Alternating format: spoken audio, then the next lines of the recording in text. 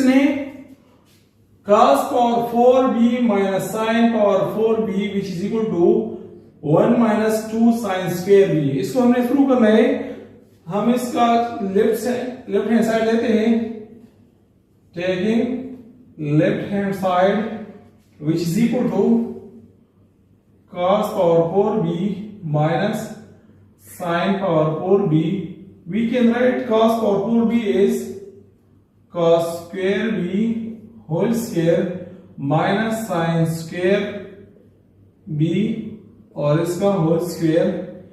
So a square minus b square which is equal to a plus b into a minus b, so we can write cos²B plus sin²B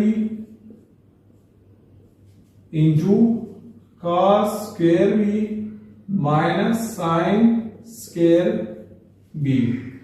As you know that cos²B plus sin²B is equal to 1, तो यहाँ पे इस जगह पे हम 1 put करेंगे into cos²B minus sin²B.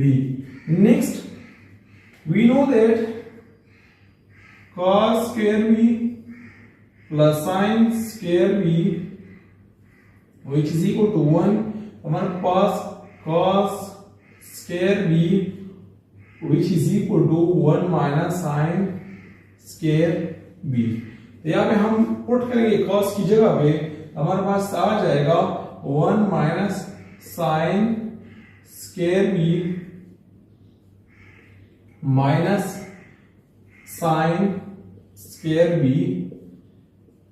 Next, 1 minus sin²B minus sin²B which is equal to 1 minus minus है तो इसके कोएफिशिएंट में ऐड करेंगे तो minus 2 sin²B which is the required right hand side।